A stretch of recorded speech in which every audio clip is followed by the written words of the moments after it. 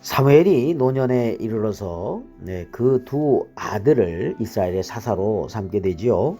그 두 아들의 이름은 요엘과 아비야입니다. 이들은 이스라엘 남부 지역의 사사로서의 사역을 감당하는데요. 그런데 있어서 문제가 생겼습니다. 사무엘과는 달리 이익을 따라서 뇌물을 받고 판결을 굽게 하고 있었던 것입니다. 그러나 사무엘은 그런 삶을 살지 않았습니다. 우리가 잘 알다시피 사무엘은 하나님 앞에서 살았지요. 순전하고 아주 모범적인 그런 사역을 펼쳤습니다. 이스라엘 백성을 올바른 길로 인도하는 훌륭한 사사요 지도자였습니다. 그의 삶에 대해서 그의 마지막 이야기를 통해서 우리는 잘 알 수 있습니다. 사무엘상 12장 3절과 4절에 보면 이런 말씀이 있습니다. 내가 여기 있나니 여호와 앞과 그의 기름 부음을 받은 자 앞에서 내게 대하여 증언하라.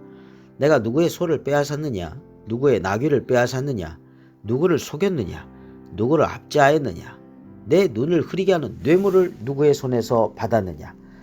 그리하였으면 내가 그것을 너희에게 갚으리라 하니 그들이 이르되 당신이 우리를 속이지 아니하였고 압제하지 아니하였고 누구의 손에서든지 아무것도 빼앗은 것이 없나이다 아니라.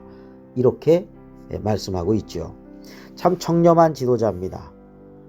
그런 지도자에게 한 가지 오점이 바로 두 아들 요엘과 그리고 아비야의 타락한 모습이었죠. 참으로 안타깝습니다. 정말 중요한 자녀의 신앙 교육을 부모로서 실패한 것이 되었으니 말입니다. 자녀에게 있어서 남겨줄 최고의 것, 믿음의 유산입니다. 하나님을 경외하고 믿음으로 순종하는 삶을 살아가는 자녀가 되는 것, 세상에서 가장 중요한 것이고요. 세상의 모든 것을 얻은 것과 같다고 하겠습니다. 근데 사무엘이 여기서 실패하고 말았습니다. 정말 그의 인생은 어렸을 때부터 시작해서 정말 오점이 하나도 없는 정말 온전한 그런 믿음의 삶을 살았는데요. 정말 마지막 순간에 노년에 이르러서 두 자녀의 그러한 타락한 모습은 너무나 안타까운 일이라고 할 것입니다. 바울을 이어서 사역한 디모데를 생각해 봅니다.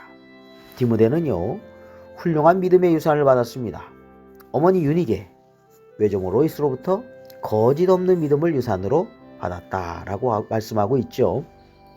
감리교회 창시자 웨슬리, 그 웨슬리에게 있어서 가장 큰 영향을 끼친 사람은 바로 어머니 수산나입니다.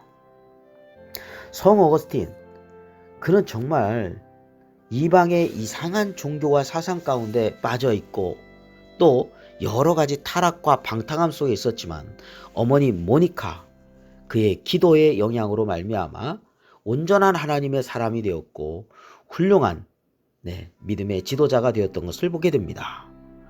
부모에게 있어서 자녀들을 믿음으로 살도록 이 신앙적인 유산 꼭 전해줘야 하는 것이죠.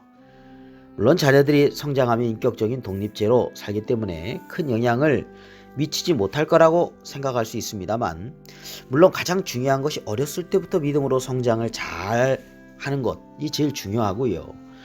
그러나 커서도 그릇된 길로 가고 있는 상황이라 할지라도 간절히 기도하면 어거스틴이 방탕했던 모습이 변화되어서 회개하여서 훌륭한 하나님의 사람이 된 것처럼 변화될 수 있다는 것입니다.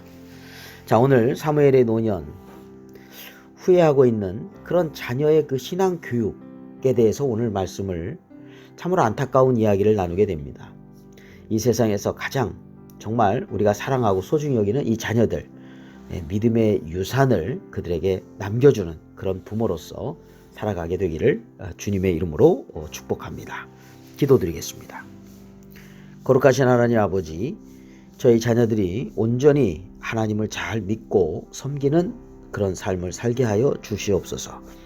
인생의 가장 중요한 하나님을 알고 그 말씀 가운데 살아가는 복된 믿음의 그러한 자녀들, 후손들, 그리고 가문이 되게 하여 주시옵소서.